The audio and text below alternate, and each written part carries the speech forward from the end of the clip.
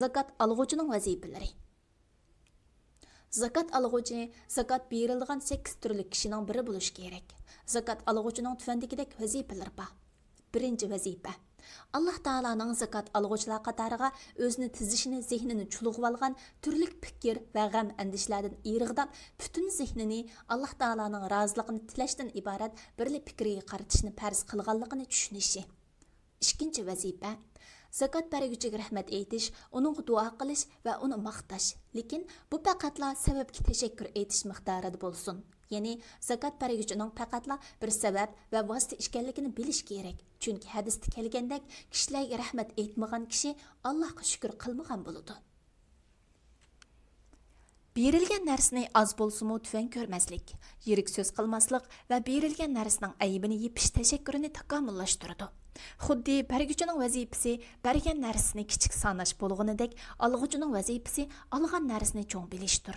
Ikkilisi ne'matni Alloh taolodan deb bilishga zid emas, ammo vositani vosita deb bilmagan kishi nodondir, vositani asl deb bilguchi inkorchidir. 3-vazifa. Berilgan narsaga obdan qarash. Agar berilgan narsa haloldan bo'lmasa, uni asla olmaslik. Chunki boshqalarning milini berish zakat chiqarganlik emas. Agar zakat olg'uchi qiyinchilikda bo'lmasa, kelgan zakat shubhalik bo'lsa, uningdan o'zini tortish kerak.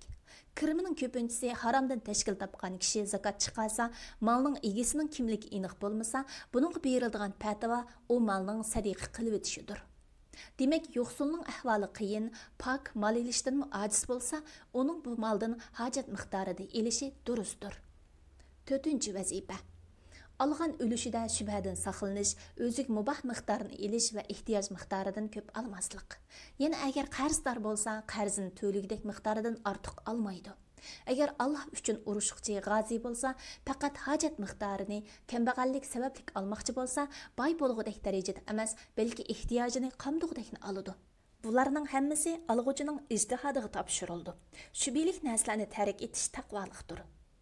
Alimlar qay daraja boylikning zakat elishiga to'salg'u ekanligi haqida o'xshamagan qarashlarda bo'ldi. Bu borada to'g'ri bo'lgan qarash kishining yetkudek davomli kirimi bo'lishidir.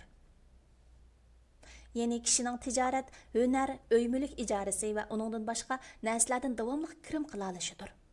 Agar bir kishi zarur miqdorining bir qismiga ega bo'lsa, kamini to'liqlab olgudek miqdorda zakat olsa bo'ladi. Unchilikmi bo'lmasa, yetkudek miqdorgacha olsa bo'ladi.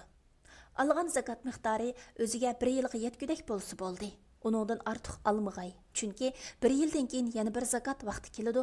Agar yildan oshquchi ilib olsa, boshqa namratlarga qiyinchilik tug'dirgan bo'ladi. Muxtasar Minhajul Qasidin.